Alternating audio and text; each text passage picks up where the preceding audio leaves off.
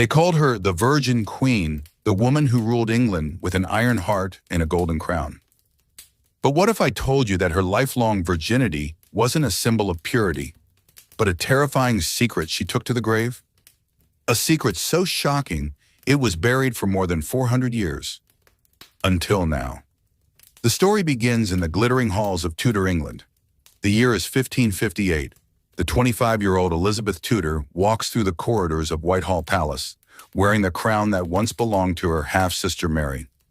Outside, London erupts in celebration. Bells ring, flags fly, and people shout her name. But inside those walls, behind her perfect royal smile, Elizabeth carries something dark as shadow that no one can see. From the beginning, she declared she would never marry. "I am already bound to a husband," she once said, "the kingdom of England." The court cheered, poets praised her purity, and the people called her the Virgin Queen.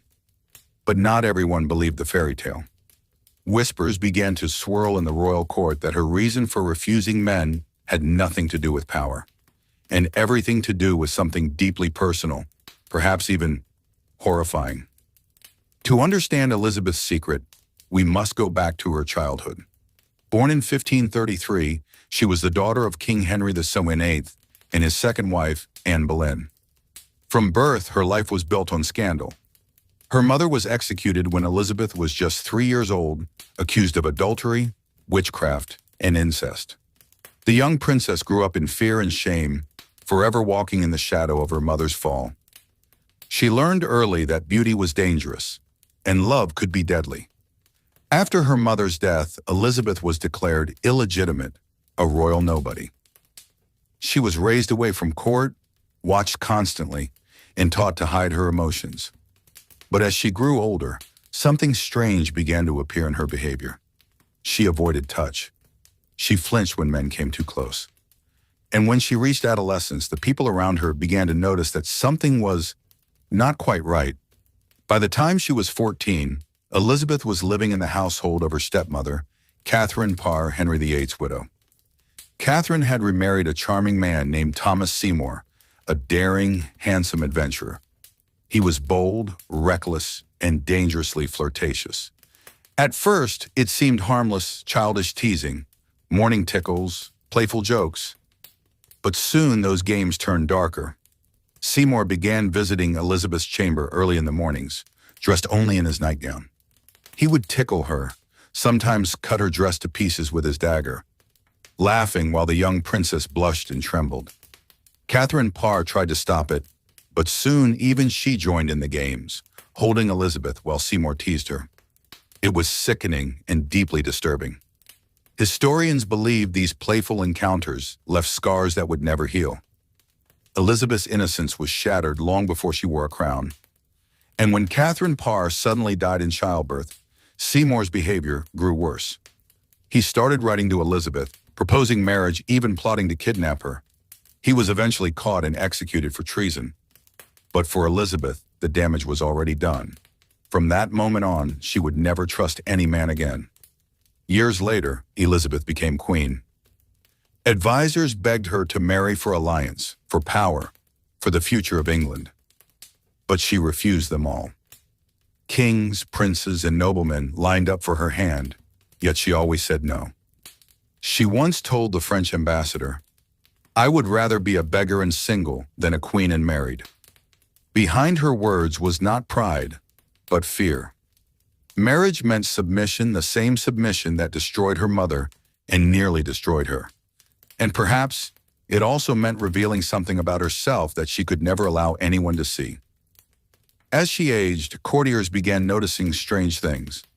Elizabeth wore heavy makeup, thick wigs, and high necklines. She refused medical examinations and never allowed doctors near her. Rumors spread that she was hiding some kind of deformity or disease.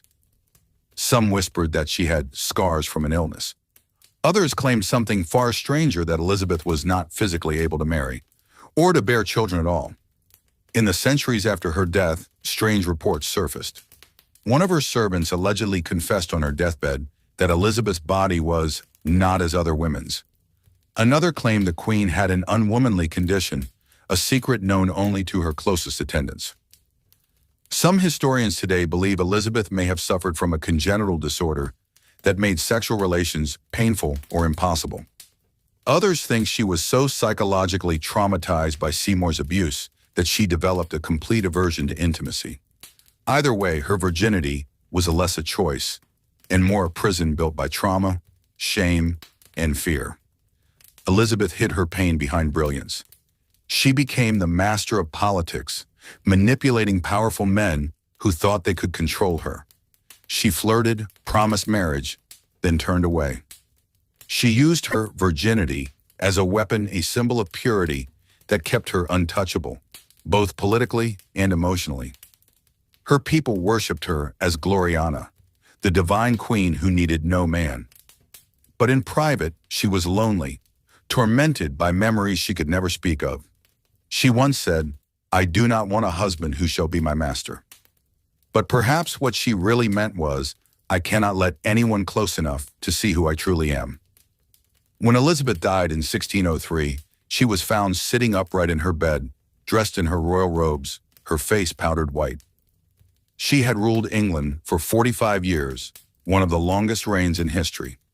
But even in death, she took her secret with her. No autopsy was performed. Her closest servants destroyed her personal belongings and sealed her chambers. For centuries, historians argued, was her virginity a political strategy or the result of a deep personal wound? Then in the 20th century, medical historians began studying old records, notes, and rumors. Some concluded that Elizabeth might have suffered from a rare condition, something like Mayer-Rokitansky-Kusterhauser syndrome, a disorder where a woman is born without a fully formed uterus or vagina. If true, it would mean she could never have had children and possibly could never have endured intimacy. Suddenly, her refusal to marry, her obsession with purity, and her lifelong isolation all made sense. It wasn't just pride, it was protection. The so-called Virgin Queen may not have been pure by choice, but by cruel circumstance. Elizabeth's reign brought peace, prosperity, and the dawn of the English Renaissance.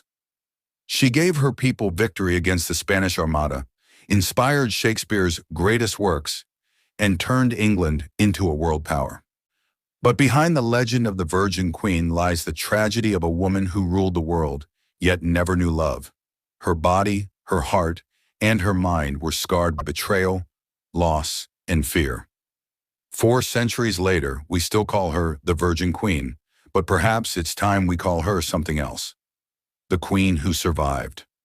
Because her virginity wasn't purity, it was her armor. And the sickening reason she never married wasn't divine devotion, it was the painful reminder of a trauma she could never escape.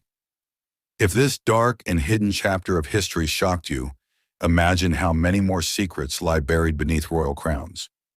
Subscribe now, because next time we'll uncover another mystery the history books tried to erase.